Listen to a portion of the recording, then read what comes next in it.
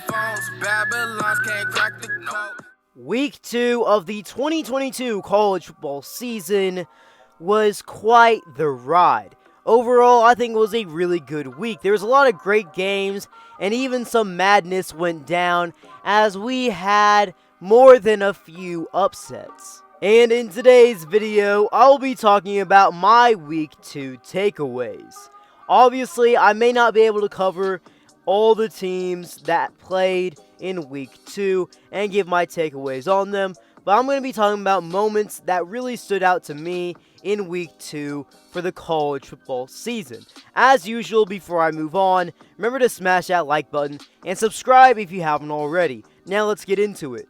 The first takeaway that I have from Week 2 is that Kansas football, yes, Kansas football, has improved drastically from last season to this season. And I understand it is early, and in my Big 12 prediction video before the season, I talked about how I trusted Leipold, and I really liked the direction that Kansas went. But I didn't expect Kansas to have a start like this and to upset West Virginia in Morgantown. That's not an environment that's really easy to win in, as Morgantown is a tough place to play at, no matter what West Virginia is as a team, good or bad. And Kansas, they showed up, they fought down to the wire, and they won in overtime versus West Virginia, 55-42, to now be 2-0 to start off their 22 campaign. Also, quick fun fact about the Kansas Jayhawks as of right now. Guess who has the #1 scoring offense in college football for points per game? The Kansas Jayhawks. They're #1, averaging 55.5 points a game. Kansas football these past few years have been the bottom dwellers of the FBS Division I level for college football. And in the Big 12, they quite literally have been the worst team in that. And has been that Big 12 team that a lot of people have pretty much pinned in as a certain win when you go against them, as Kansas football hasn't won more than one conference game since 2008. Now, I feel like you can't overlook the Kansas Jayhawks in 22 in Big 12 play. I'm not saying they're going to be in the Big 12 championship game, but they're certainly no longer a free win versus everybody.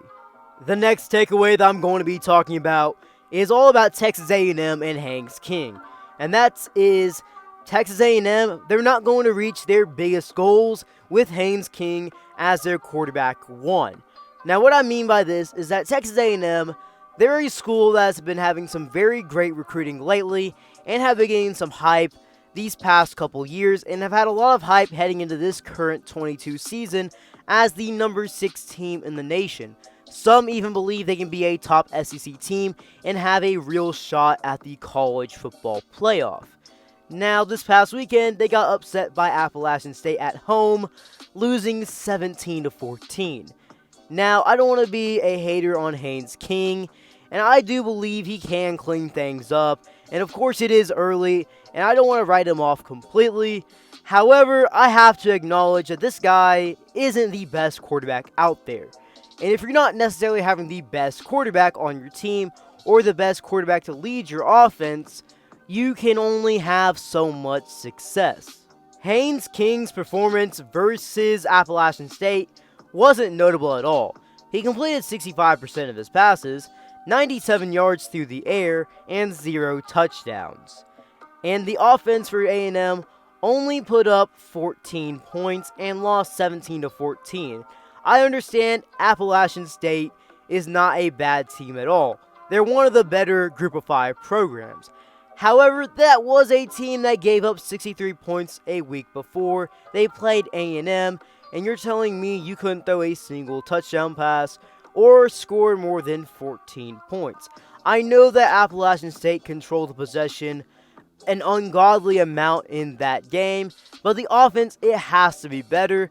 And Texas A&M, I know they're a team and their fan base wants to reach the college football playoff, and they believe they can. They have a great defense, but Haynes King, in my opinion, is not the quarterback that's going to get them there. Staying in the SEC with this next one, I'm going to be talking about the Kentucky Wildcats, and that is that the Kentucky Wildcats are ready to make their name known big time in the SEC. Coach Stoops wants to make the Kentucky Wildcat football brand known, and he wants to make the school known for more than just basketball. He wants people to talk about Kentucky football, and they're certainly starting to get a lot more eyes on them, even though they've been a program that's been on the rise these last few years. In week 2, they took out Florida in the Swamp with a 26-16 win. A Florida squad that knocked off a top 10 Utah team the week before, and a quarterback in Anthony Richardson that was picking up a little bit of Heisman steam after a stellar performance versus the Utes. That is a top defensive team in college football, or at least expected to be. In Kentucky, they shut him down. As Anthony Richardson, he only had 4 rushing yards, completed 40% of his passes, 143 passing yards, 0 touchdowns, and 2 interceptions. Kentucky played some very good ball on the defensive side of the ball, and they got the job done offensively. Kentucky's going to be a very good team in 2022, and I'm interested to see how their season's going to turn out. Transitioning into another conference of talk, I'm going to be talking about the Sunbelt Conference and how they had 3 major upsets this weekend that really shook up college football. The Appalachian State Mountaineers walked into College Station and took out the number 6 Texas A&M Aggies 17-14. Texas A&M went from the number 6 ranked team to number 24. The Marshall Thundering Herd walked into South Bend and defeated the Notre Dame Fighting Irish 26-21. They even forced Notre Dame to throw 3 interceptions. Notre Dame was a top 10 team heading into this game, and now they're 0-2 and no longer ranked. And the final huge upset from this past weekend from the Sunbelt Conference was Georgia Southern defeating Nebraska and Lincoln 45-42. Now, it didn't shake up the college football world necessarily in a ranking standpoint, but it did make Nebraska finally fire Scott Frost the day after that game. The final takeaway in today's video is all about Scott Frost and how the Georgia Southern loss was the straw that broke the camel's back. Now, if you saw my community's post that I made just a day ago, talking about how I had audio issues and had to re-record this entire video, I originally filmed this part about Scott Frost and how he was going to be fired soon because of this loss, and they had no more shot at being retained as the head coach at Nebraska, no matter what happened for the rest of the season. However, I didn't expect it to happen the day after the game, as I expected it to be on October 1st when his buyout got a lot cheaper, but Nebraska said no, and they decided to buy him out instead and fire him, which was a lot more expensive. More than double in fact, of what his buyout would have been on October 1st, as Nebraska is hoping to reignite their program and get a fire sparked back into their players before they face off versus Oklahoma in a heated rivalry game and try to salvage their 22 campaign.